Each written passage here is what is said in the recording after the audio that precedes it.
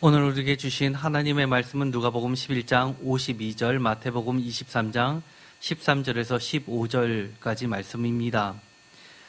화 있을진저 누가복음대로 하면 6번째 말씀입니다.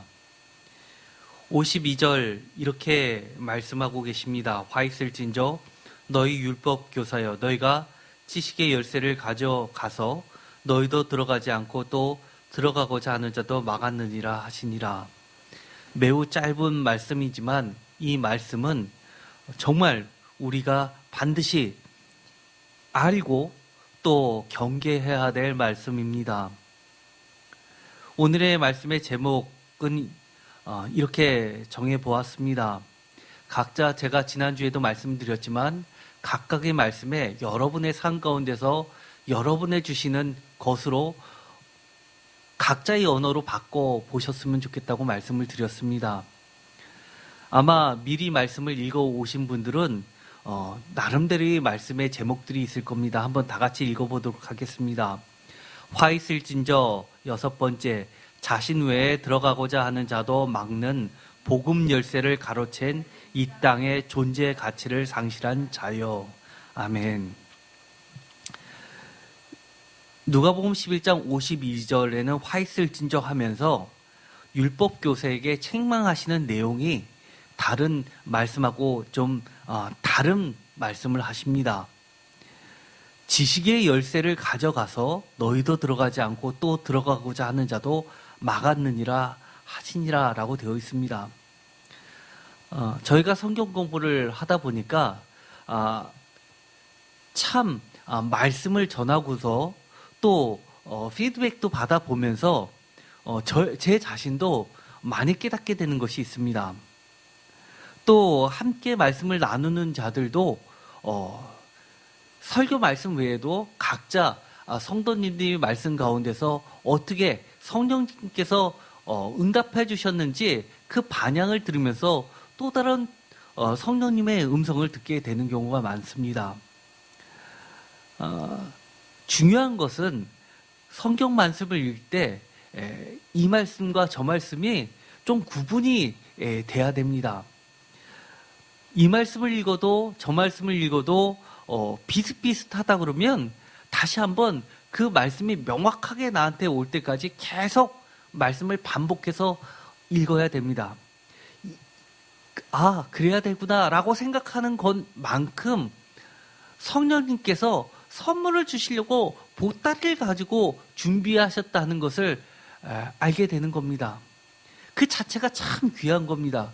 그런데 그것마저도 전혀 깨닫지 못한다고 한다면 사실은 너무 안타깝기 때문입니다. 오늘의 말씀을 보면 지식의 열쇠를 가져왔다라고 하는 것이 다른 구절과 분명한 차이점을 갖게 됩니다. 여기서부터 출발해 보도록 하겠습니다.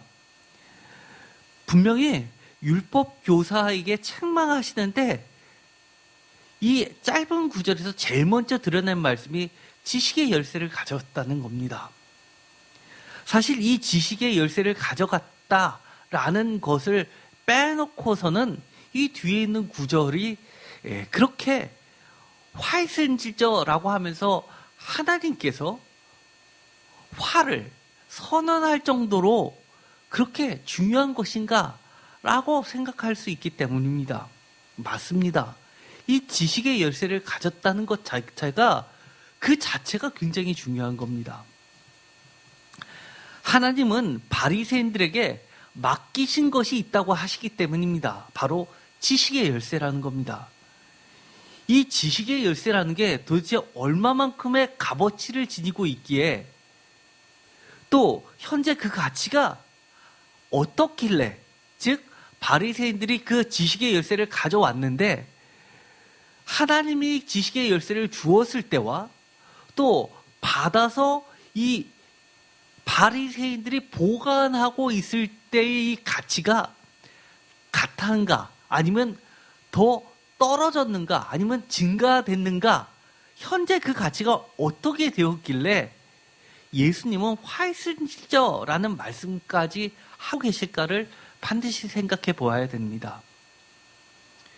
어떻게 보면 이 말씀은 여러분들이 아주 잘 알고 계시는 달란트 비유나 문화 비유에서 주님께서 책망하신 내용하고 연관지어서 생각하면 훨씬 이해하기가 쉽습니다. 칭찬받은 사람은 증가됐습니다. 가치가 늘어났습니다. 그런데 쫓겨난 종이 있죠. 까먹지도 않고 그대로 있는데 야단을 치십니다.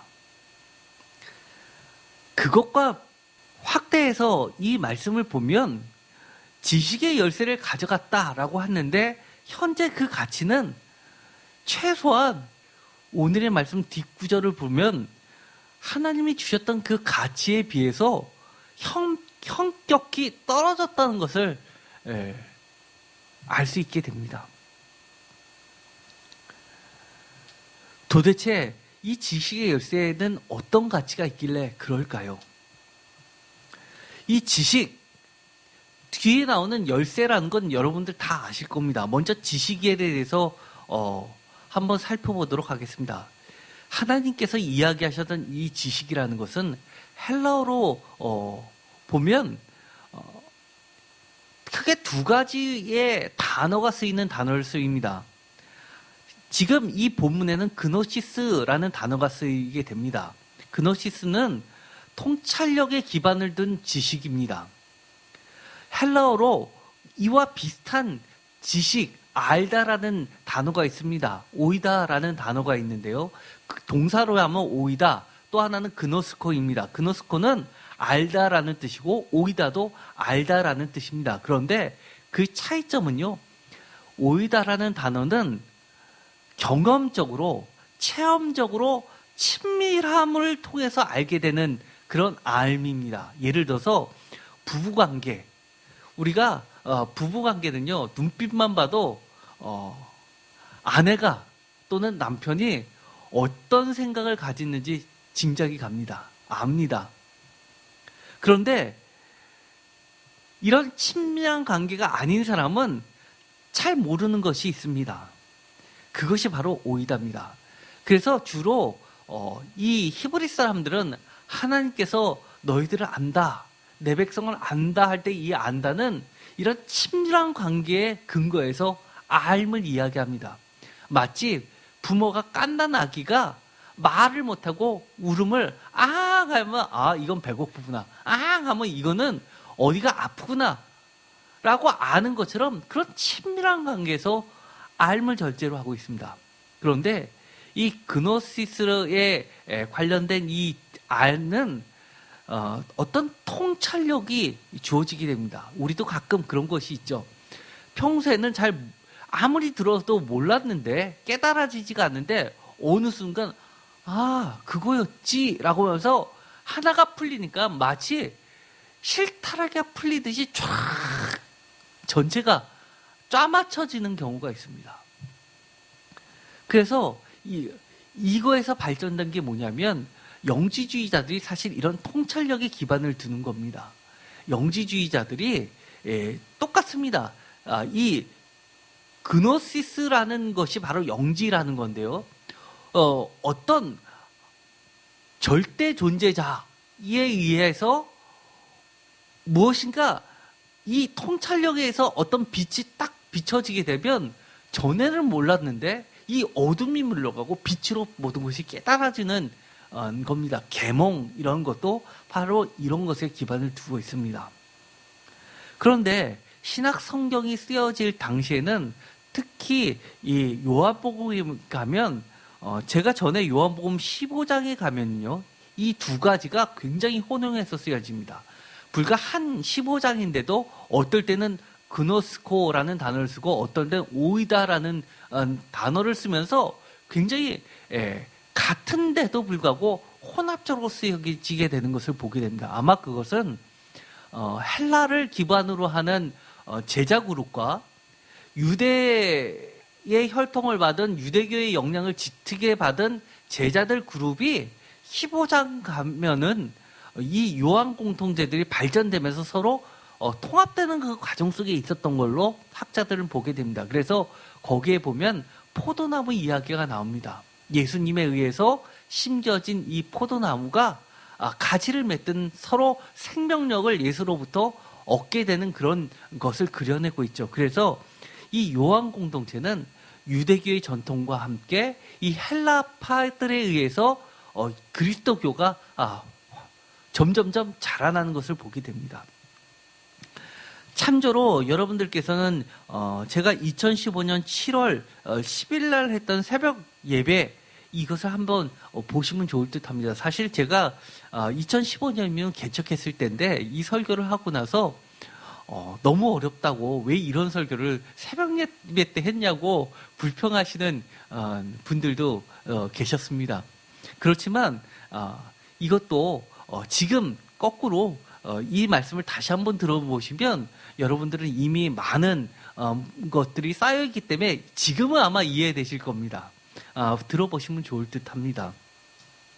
그 당시에 제가 이 기노스코라는 단어와 또 오이다라는 단어를 본문에 맞춰서 이 본질적 변화로서의 참된 암, 지식, 깨달음에 관련돼서 말씀을 풀어서 설교를 한 적이 있습니다. 이 그노시스라는 것은 기본적으로 노잉이나 널리지를 이야기합니다. 좀 더 나아가면 위스덤까지 나가게 됩니다. 사실은 위스덤 하면 지혜문학, 예를 들어서 잠언서가 대표적이죠. 거기서 관련되기도 합니다. 그래서 70인령 성경에 보면 이 오이다나 또 기노스코라는 이 단어가 많이 혼용돼서 쓰이게 됩니다. 기본적으로 널리지를 이야기하죠. 기본적으로 하나님을 아는 통찰력, 하나님을 아는 통찰력이 하나님으로부터 나온 참된 지식을 성경에서는 그노시스라고 이야기합니다. 그래서 이것은 내가 노력해서 깨닫는 나로부터 시작된 알미 아니라 외부로부터 나에게 들어오는 은혜로 주어지는 알미입니다. 그것이 굉장히 차이가 나게 되는 건데요. 이것을 잘못 이해하면 불교에서 도올 스님이 요한복음을 강의한 적이 있는데 그것은 기본적으로 잘못된 겁니다. 왜냐하면 그분은 내가 나로부터 시작된 자아로부터 시작된 이 알무로 성경을 풀어가니까 처음부터 잘못되니까 모든 해석이 다 잘못된 겁니다. 그러나 성경은 결코 그렇게 푸는 것이 아닙니다. 하나님으로부터 외부로부터 오는 그 참된 알, 은혜로부터 주어지는 알무로 성경이 풀어가는 겁니다. 그렇기 때문에 우리가 신학교를 가면 신약 주석 방법론이라는 걸 배우고 구약 성서를 전공하는 사람은 구약 성서 해석 방법을 배우게 되는데요. 그 주석을 엑세게시스라고 합니다.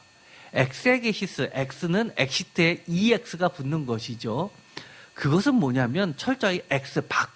그와 반대로 인트로게시스라고 있습니다. 그것은 뭐냐면 내 생각을 성경에다 주입시켜서 내 생각대로 성경을 풀어가는 겁니다.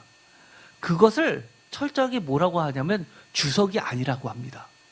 굉장히 잘못된 성서 방법이라고 해서 성서 주석 방법론은 한 학기 동안 뭘 배우냐면 성경을 읽을 때 내 생각대로 푸느냐 아니면 성경에서 성경으로 하나님의 성령님의 해석 방식으로 성경을 푸느냐를 분간해내는 법을 배우는 과목입니다.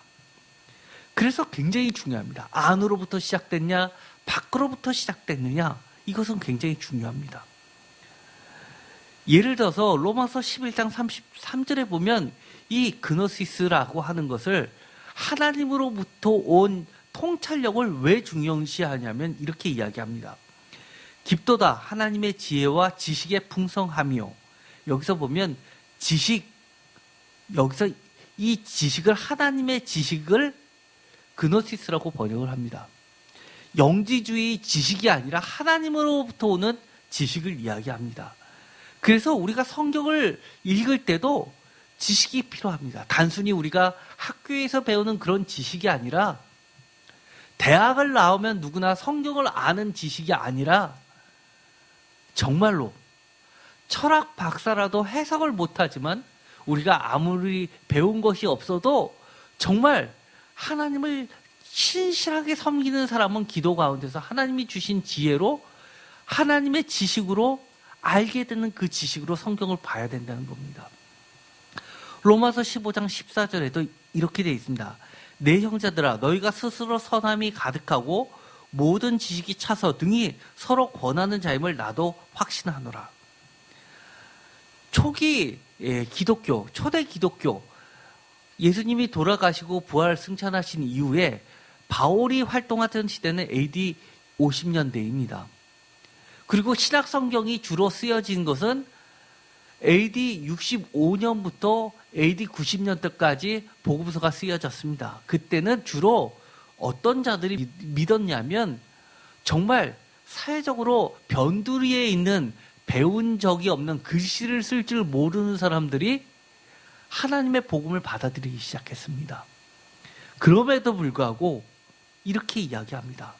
이 형제들이 세상에 그 똑똑하다는 사람들보다도 훨씬 스스로 선함이 가득하고 모든 지식에 차서 능히 서로 권하는 자임을 이 사도 바울이 확신한다고 합니다. 사도 바울의 글은요, 지금도 코인의 헬라어를 쓰는 이 헬라인들에게 바울의 이 필력은 상당히 높은 수준이었습니다. 바리새인들 중에서도 바리새인들, 그야말로 바리새인들의 명문가라고 하는 그 바리새인의 지식을 가지고 글을 썼던 사람입니다. 그런데 그가 인정을 하는 겁니다. 형제들, 그리스도를 주로 고백한 내 형제들은 지식이, 모든 지식이 차서 넘친다고 인정을 할 정도입니다. 왜요? 하나님으로부터 온 지식이 있기 때문입니다. 고린도전서에 보면 고린도 교회 사람들은요, 특징이 있었습니다. 우리는 고린도전서 13장 13절을 기준으로 해서 고린도전서 13장은 사랑장이어가지고 고린도 교회는 서로 치고받고 싸우고 분쟁이 많았다라고만 머릿속에 박혀 계시는 분들이 많습니다. 그러나 고린도전서 후서를 읽어보면요, 고린도 교회는 남들이 부러워하는 많은 것들을 갖고 있는 이 헬라 시대의 대표적인 교회였습니다. 많은 영적인 능력이 갖고 있었고요. 그리고 예언의 능력도 풍성했습니다. 뿐만 아니라 고린도전서 1장 5절에 보면 이는 너희가 그 안에서 모든 일 곧 모든 언변과 모든 지식의 풍족함으로라고 하면서 이 지식이 얼마나 뛰어났었던 교회였는지를 보여줍니다.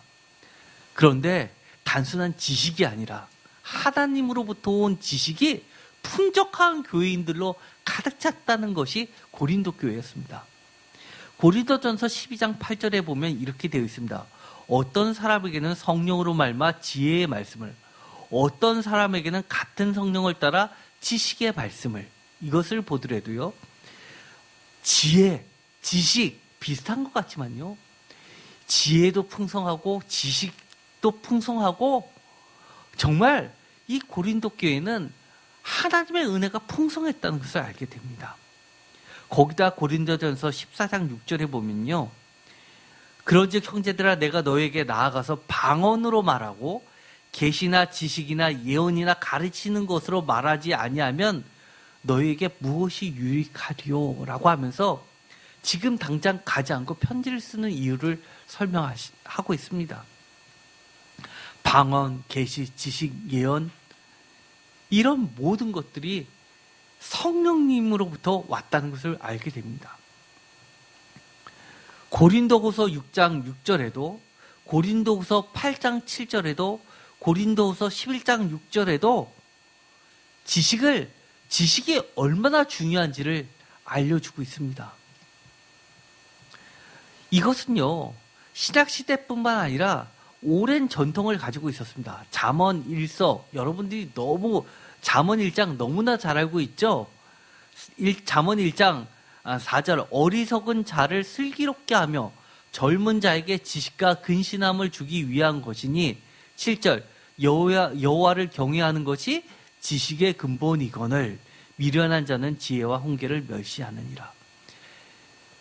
이런 지식이라는 것은 단순히 학교에서 이야기하는 우리들이 생각하기 쉬운 그런 지식이 아니라 여호와를 경외하는 것이 지식의 근본에서부터 출발한 지식이라는 것을 알게 됩니다. 오늘의 말씀 누가복음 11장 52절, 이 율법교사에게 하나님께서 지식의 열쇠를 주었다는 겁니다. 마태복음 16장 18절을 한번 볼까요? 여기에 보면은요, 교회라는 말이 나옵니다. 신약성경에서 교회라는 말이 특별히 복음서에 2번 나오게 되는데요. 마태복음 16장 18절, 18장 18절 이렇게 2번 나옵니다. 그래서 이 교회라는 단어가 얼마나 중요한지 모릅니다. 저희 세임교회 주소가 몇 번인지 아십니까? 백제고문로 18길 18입니다. 그래서 18장 18절이 교회가 나옵니다. 이 마태복음 16장 18절, 또 내가 내게 이르노니 너는 베드로라. 내가 이 반석 위에 내 교회를 세우리니 음부의 권세가 이기지 못하리라. 어떤 분은요, 이 말씀을 보고 베드로가 교회의 반석이라 라고 이야기하시는 분들이 있습니다. 대표적으로 이건 천주교가 그렇게 하죠. 그렇지만 그거는 어불성설입니다. 제가 여러 차례 이야기했죠. 이 베드로가 고백한 고백 위에 그 고백이 반석이 되고 반석 위에 교회가 세워진 겁니다. 교회의 기초는 우리가 예수 그리스도는 주님이십니다, 그리스도십니다 라는 믿음의 고백에서 출발하는 겁니다.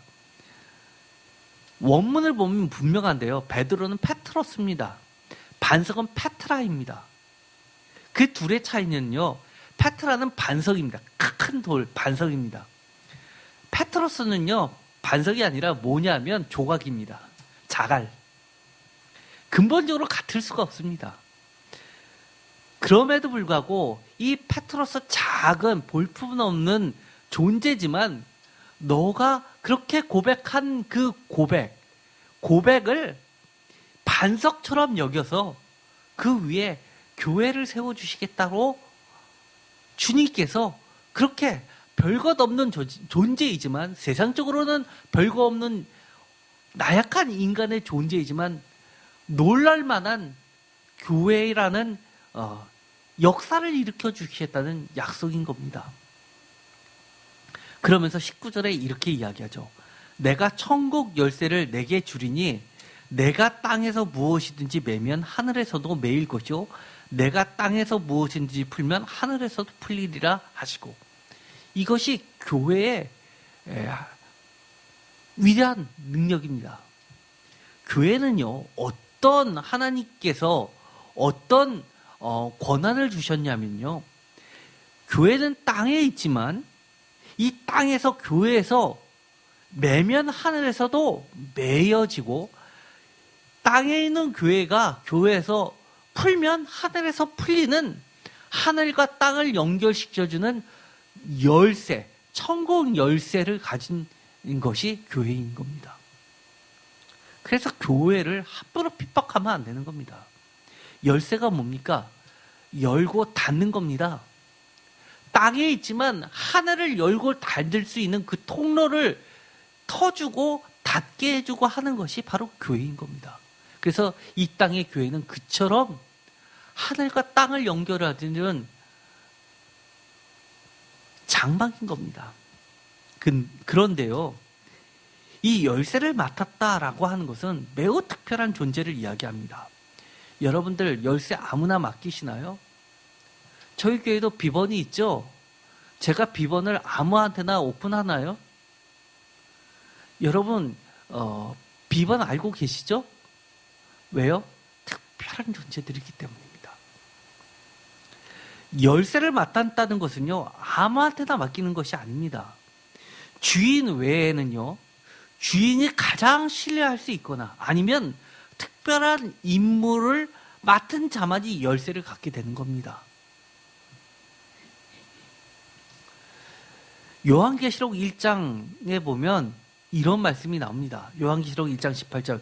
곧 살아있는 자라 내가 전에 죽었노라 볼지어다 이제 새삼토록 살아있어 사망과 음부의 열쇠를 가졌노라.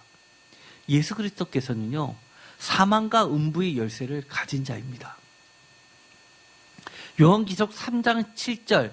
빌라델피아 교회의 사자에게 편지하노라 거룩하고 진실하사 다윗의 열쇠를 가지신 이 곧 열면 닫을 사람이 없고 닫으면 열 사람이 없는 그가 이르시되. 주님을 뭐라고 표현하냐면 열쇠를 가진 자입니다. 다윗의 열쇠를 가지고 메시아의 열쇠를 가지고요, 열면 닫을 사람이 없고 닫으면 열 사람이 없는 분이라고 표현을 합니다.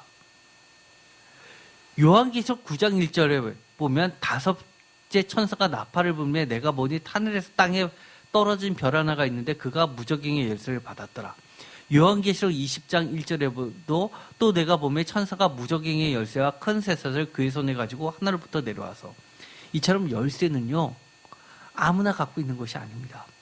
이사야서 22장 22절에 보면 이렇게 되어 있습니다. 내가 또 다윗의 집의 열쇠를 그의 어깨에 두리니 그가 열면 닫을 자가 없겠고 닫으면 열 자가 없으리라. 열쇠는요, 닫고 여는 키입니다. 마태복음 23장 13절에 보면요, 이렇게 되어 있습니다. 오늘의 말씀을 누가복음에는 한 절로 되어 있는 것을 이렇게 자세하게 풀어놓았죠.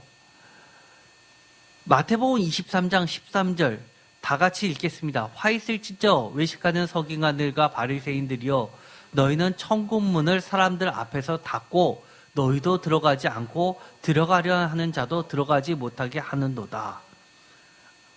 여기서 보면요, 누가복음하고 차이점은요, 누가복음에서는 지식의 열쇠를 아예 그들에게 줬습니다. 그들이 가져갔습니다. 그런데 여기는 열쇠 얘기는 빠져 있고요, 그 뒷부분만 이렇게 되어 있습니다.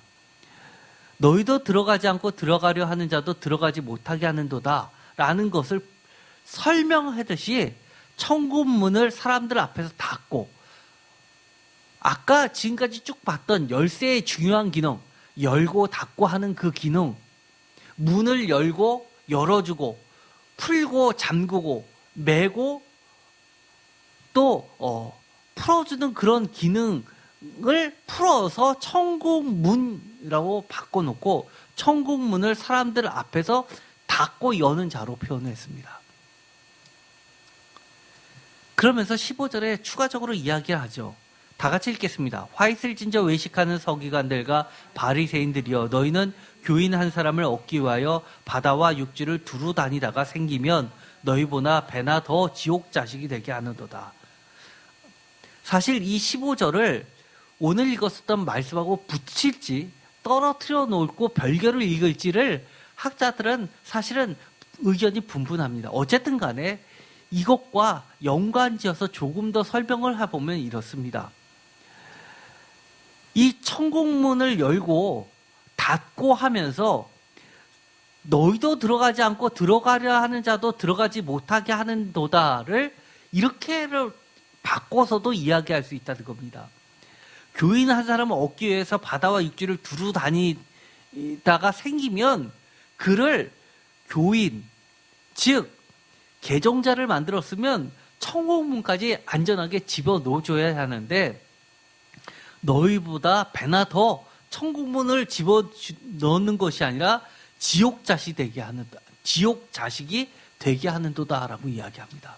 어디서요? 지옥문 앞에서가 아니라 천국문 앞에서입니다. 지옥문 앞에서가 아니라 천국문 앞에서 발 하나만 집어넣고 어떻게든 들어가기만 하면 되는 사람을 아예 못 들어가게 문 닫고 억지로 결국은 어디까지요? 지옥에까지 집어넣는다는 겁니다. 마태복음은 정말 설명을 심각하게 자세하게 그림을 보듯이 이것은 뭐 설명을 할 필요도 없이 명확하게 정말 이것을 보면 아유 찌찌찌 하면서 정말 화 있는 놈들이네. 아니 막는 것까지는 그렇다 치는데 어떻게 천국문 앞에 기다리게라도 해주지. 틈이 나면 그들이라도 들어가게 해주지. 아니 어떻게 배나 더 지옥 자식이 되게 할 수가 있지?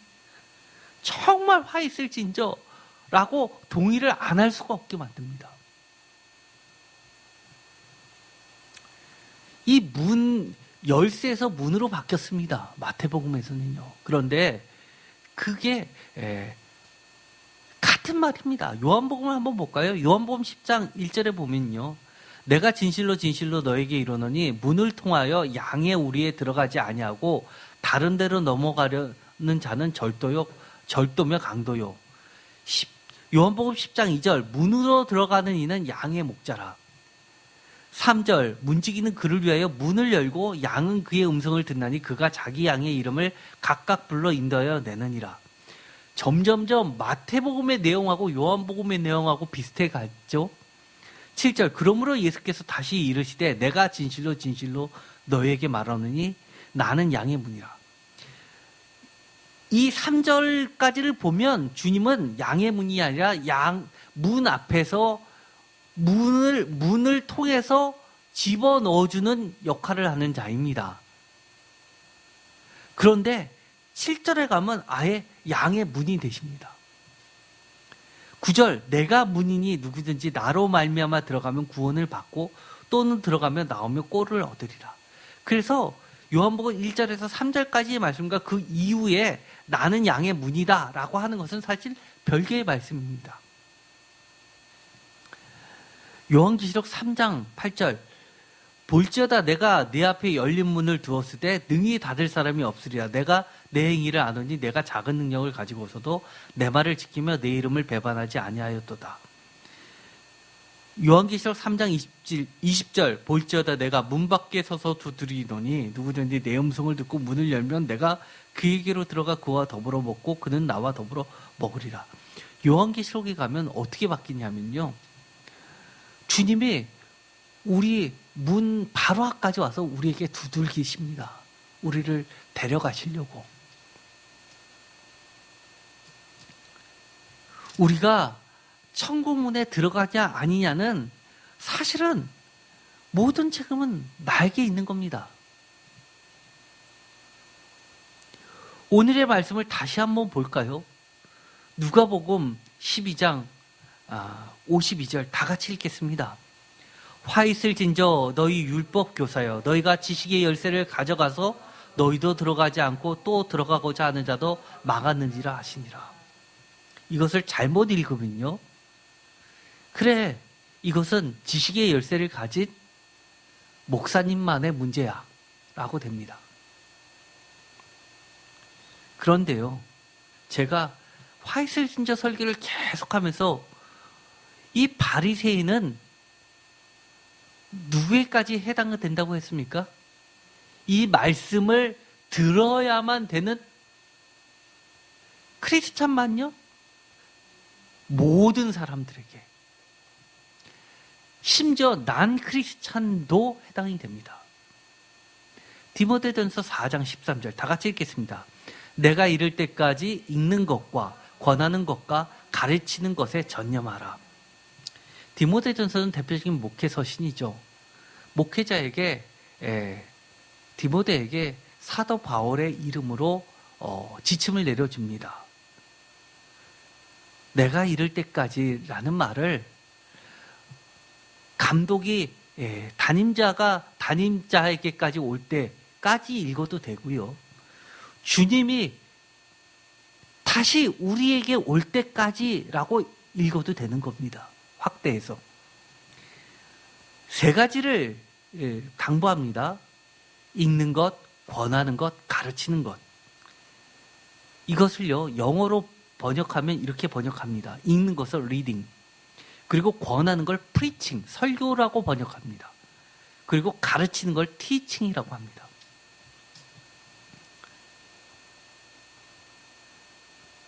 표준세 번역을 이것을 이렇게 번역합니다. 낭독하는 것, 읽는 것을 낭독하는 것, 권하는 걸 권면하는 것, 그리고 가르치는 걸 가르치는 것이라고 이야기합니다. 읽는 것, 이것은 전에도 이야기했지만 모세의 자리에도 해당할 수 있습니다. 모세의 자리에 앉은 자든 회당에서 두루마기 성경책을 갖고 와서 쫙 피죠. 피고 나서 낭독을 합니다. 다 같이. 그렇지만 지금 우리는 각자 성경책을 펼쳐놓고 읽는 일을 합니다. 그렇죠? 그렇기 때문에 이것은 바리새인의 문제만이 아닙니다. 이것은 주님이 우리에게 주님이 오실 때까지 당부하는 일입니다. 읽는 것, 권하는 것, 가르치는 것. 저도 성경책을 읽고요. 또 회중 앞에서라고 이야기하지만 자녀 앞에서 성경을 권면하는 일, 그리고 또 상세히 풀어주는 일까지를 다 포함하는 겁니다. 우리는 무엇을 가르쳐야 합니까? 간단하죠. 주님이 말씀하시고 가르쳐 주신 구원의 진리, 영원한 생명으로 인도하는 복음의 열쇠를 가르쳐야 합니다. 무엇은 바로 오늘 이야기했던 지식의 열쇠나 마찬가지입니다. 사람들이 생각하고 바라고 세상의 기준을 따르는 거짓 허상이 아니라 사람들이 생각하고 바라는 것이 아니라 주님이 생각하고 바라는 것입니다.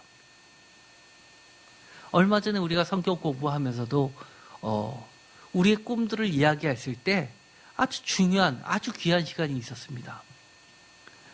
지금 시작한 내가 나의 진로를 결정했지만 성경 공부를 하면서 주님이 나를 통해서, 나의 소망을 통해서 무엇을 생각하고 바라셨는지 내 진로를 결정할 수 있게 하는 것, 이것은 얼마나 귀하고 값진 건지 우리가 함께 은혜를 나눈 적이 있습니다. 우리의 인생은요, 사람들이 이거 좋더라 라고 쫓아가는 것 아닙니다. 내가 시작은 그랬을지 몰라도 수정을 자꾸 해가는 겁니다. 안전적인 직업을 쫓아가는 것이 아니라 주님이 기뻐하시는 직업을 쫓아가는 것이고요. 세상에서 세상의 기준으로 이거 진짜 좋은 데가 아니라 주님이 이거 진짜 좋은데 인정하는 것으로 우리의 발걸음을 옮기는 겁니다. 디모데전서 4장 16절에 계속해서 이야기를 합니다. 내가 내 자신과 가르침을 살펴서 이 일을 계속하라. 다 같이 읽겠습니다. 이것을 행함으로 내 자신과 내게 듣는 자를 구원하리라. 표준 세번역으로 한번 읽어볼까요? 그대와 그대의 가르침을 살피십시오. 이런 일을 계속하십시오. 이렇게 함으로써 그대는 그대뿐만 아니라 그대의 말을 듣는 사람들도 구원할 것입니다. 이것을 목회 서신으로 이야기하면요, 이렇게 해석하는 것으로 끝날 수 있습니다. 너가 말만 설교만 그렇게 유창하지 말고 너가 진짜 몸으로 실천해서 사람들에게 본을 보이면서 그렇게 말씀을 전하렴. 이렇게 됩니다. 좀 더 발전시켜 볼까요? 여러분들 늘 말씀을 읽을 때 말씀을 읽으면서 여러분 자신도 각자 살피십시오. 그러면 여러분들도 구원을 받게 되지만 여러분을 보고 나도 주님 한번 믿고 싶네 라고 생각하시는 그런 분들도 구원시켜 주게 될 거라는 주님의 약속이기도 합니다. 여기서 이 지식의 열쇠는요, 내 자신도 구원시키라고 주신 겁니다.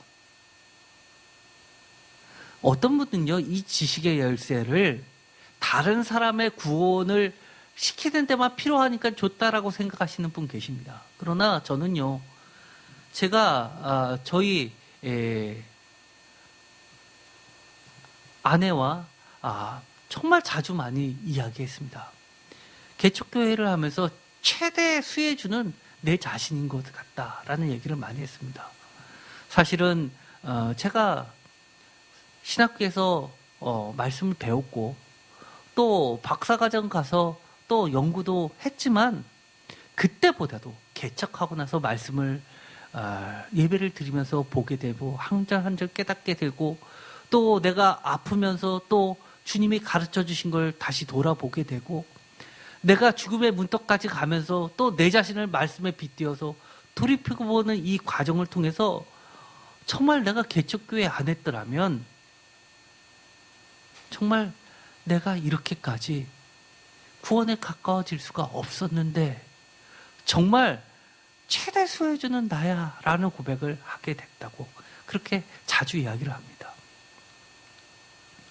저는요 이런 고백이 여러분 모두의 고백이 됐으면 좋겠습니다. 저는요 여러분한테 너무너무 감사합니다. 왠지 아십니까? 사실 새인교회에 뭐 볼품이 있어서 나오십니까? 많은 것을 갖춘 교회들이 많은데도 불구하고 아무것도 볼 거 없는데 오셔서 이렇게 말씀에 집중하면서 하시는 그 과정들을 통해서 저는 정말 간절한 소망은 여러분들이 조금이라도 더 하나님의 말씀에 가까워지게 되고 또 말씀을 배우면서 여러분의 자신도 구원하게 되고 또 담대히 내가 이렇게 말씀을 통해서 내가 구원받았으니까 이제 다른 사람들도 말씀으로 구원에 이끌 수 있게 됐다라고 고백하게 됐으면 좋겠습니다. 어찌 다른 사람에게 말씀을 전하는 게 목회자의 일이기만 하겠습니까? 우리가 다른 사람을 구원시킬 때 뭘로 구원시킬 겁니까? 결국 하나님의 말씀 아닌가요? 디모데전서 4장 15절 이 모든 일에 전심전력하여 너의 성숙함을 모든 사람에게 나타나게 하라. 16절 내가 내 자신과 가르침을 살펴 이 일을 계속하라. 이것을 행함으로 내 자신과 내게 듣는 자를 구원하리라 할 때 이 가르침을 영어로 NIV에서는 닥트린이라고 번역을 했습니다. 닥트린이 뭐죠? 규정입니다. 원칙입니다. 내 삶에 원칙을 세우는 겁니다. 어떻게 해요? 주님의 말씀이 이렇게 써있어요. 그러니까 이게 내 원칙이야. 우리가 가끔 뉴스를 보면 무슨 정상들끼리 만나서 회의를 하고 무슨 닥트린이라고 발표를 하죠. 그런 겁니다. 디모데전서 4장 5절 하나님의 말씀과 기도로 거룩하여 짐이라. 우리가 말씀 읽고요. 또 기도해지면 어떻게 된다고요? 디모데전서 4장 5절은요. 우리의 고정관념을 깨고 있습니다. 우리 거룩해지는 걸 뭐로 거룩해진다는 걸로 많이 알고 계십니까? 1번 예수 그리스도의 보혈의 피, 2번 믿음, 3번 말씀, 4번 기도, 5번 행함. 복수로 아마 체크하라고 나왔다 그러면 아마 기도로 거룩해진다라고 체크하시는 분 거의 없을걸요. 그런데 우리가 무엇으로 기도합니까? 여러분 기도하실 때 여러분 생각 갖고 기도하십니까? 성경책 안 펼쳐보고 성경책 읽지 않고 그냥 눈만 감으면 자동적으로 기도하십니까? 그럴 때 많죠. 그러나 새인교회를 오래 다니면 다닐수록 어떤 습관이 생기시나요?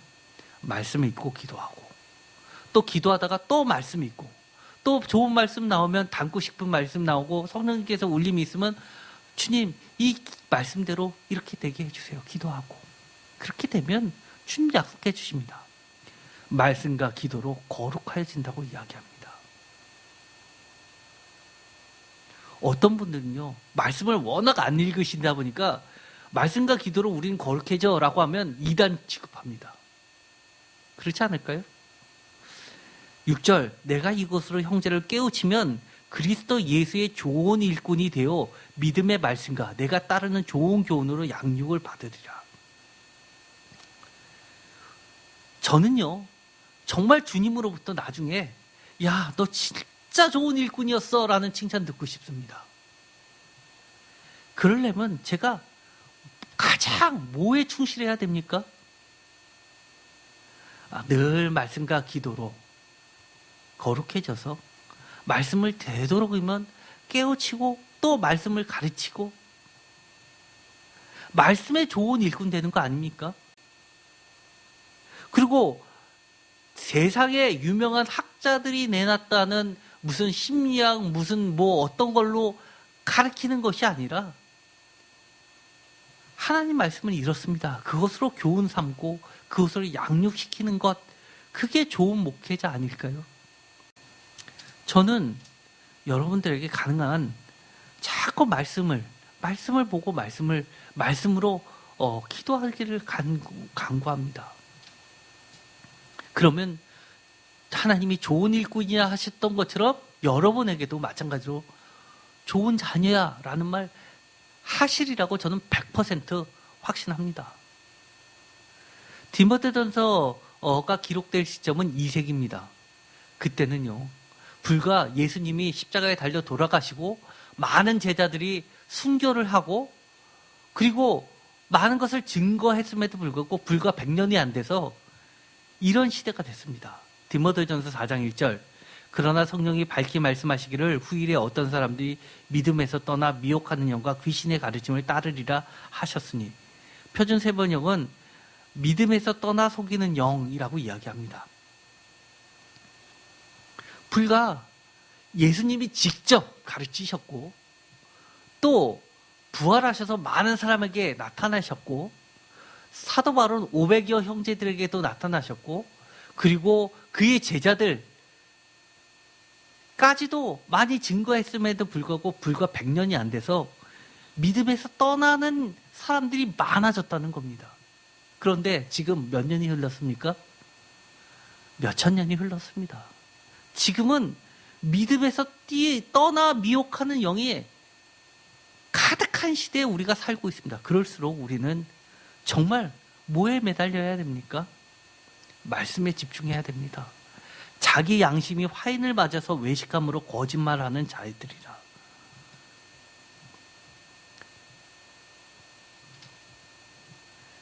저와 여러분들에게 혹시 주님이 맡겨두신 것들이 있으신지 알고 계신가요? 참된 지식은요, 천국 복음입니다. 마태복음 13장은 유명한 천국장이라고 하는 겁니다. 13장에 보면 천국 비유들이 쭉 나오게 되는데요. 특별히 44절. 다 같이 읽겠습니다. 천국은 마치 밭에 감추인 보화와 같으니 사람이 이를 발견한 후 숨겨두고 기뻐하며 돌아가서 자기의 소유를 다 팔아 그 밭을 사느니라. 여러분들 다 천국에 감추인 보화를 발견하셨죠? 그렇다는 이야기는요, 주님이 여러분들에게 참된 지식의 천국 복음의 열쇠를 여러분들에게 맡겨주셨다는 이야기입니다.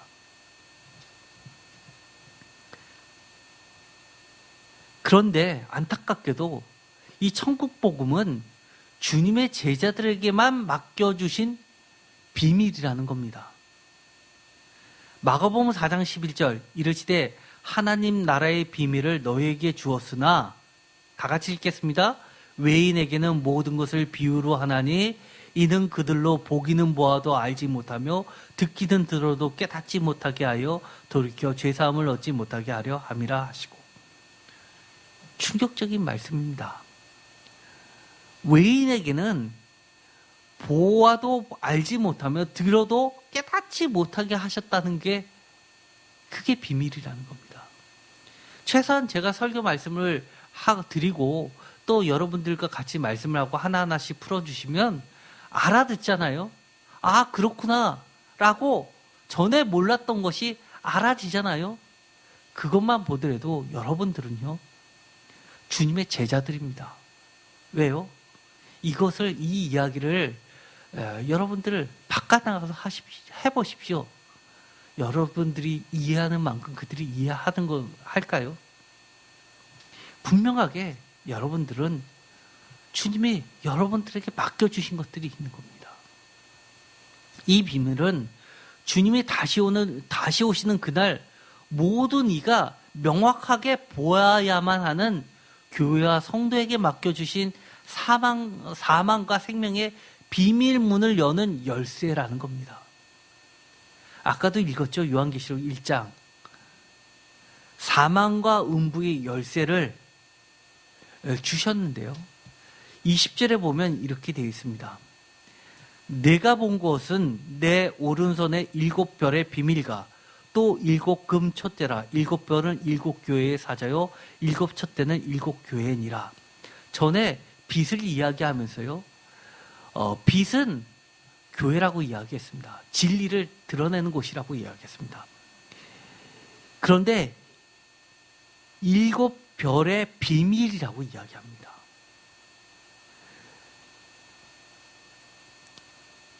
여러분들은요, 이 비밀을 맡은 자들입니다. 지금 저와 성도 여러분들이 가지고 계신 것은 무엇입니까? 또 어떤 가치를 가지고 계십니까? 이것은요, 사람들이 생각하고 바라는 세상의 기준을 따르는 거짓 허상이 아닌 주님이 말씀하시고 가르쳐 주신 구원의 진리이고 생명으로 인도하는 복음의 열쇠를 가지고 계신 겁니다. 지금 그 가치가 저와 성도님들에 의해서 지금 빛나고 계십니까? 그 가치가 지금 드러나지 않고 계십니까? 아니면 드러나고 있습니까? 저는 그 복음의 열쇠가 저와 성도님들에 의해서 빛나고 계시기를 간절히 축원드립니다. 마지막으로 오늘 설교의 마지막 부분을 다시 한번 강조를 합니다. 저와 여러분들에게 주님이 맡겨두신 것들이 있으십니까? 알고 계신가요? 무엇을 맡기셨죠? 바로 참된 지식의 열쇠를 맡겨주셨습니다. 그것은 다른 사람은 이해 못하는 천국 열쇠입니다. 아무리 그것이 좋다라고 얘기해도 그들은 왜 좋은지를 모릅니다. 왜 죽어서 천국에 가야 천국에 있는지 그것이 믿어지지가 않습니다. 아무리 설명을 해도요. 그러나 여러분들은 이미 주님이 열쇠를 주셨습니다. 여러분들은 아십니다. 이 참된 지식, 천국 복음을 주셨는데 오늘의 말씀을 한번 읽어볼까요? 52절 다 같이 읽어보겠습니다. 화 있을진저 너희 율법교사여 너희가 지식의 열쇠를 가져가서 너희도 들어가지 않고 또 들어가고자 하는 자도 막았느니라 하시니라. 아멘입니까? 저는 무서워서 아멘 소리 잘 안 나옵니다. 저도 여러분들도 우선적으로는 우리가 들어가야 됩니다.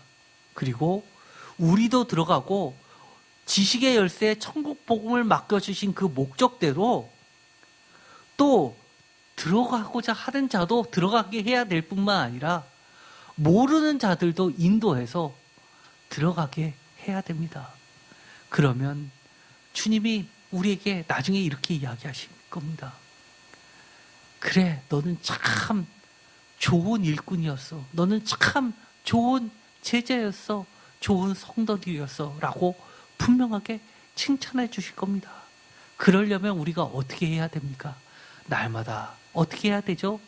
말씀을 읽는 것과 가르치는 것과 또 권면하는 것과 말씀대로 기도하는 것에 게을러서 안 되는 것이지요. 우리가 전부 다 천국 열쇠를 가졌다는 것을 명심하시고 하나님께, 주님께 칭찬받는 모두가 되었으면 좋겠습니다. 기도가 마치겠습니다. 하나님 감사합니다.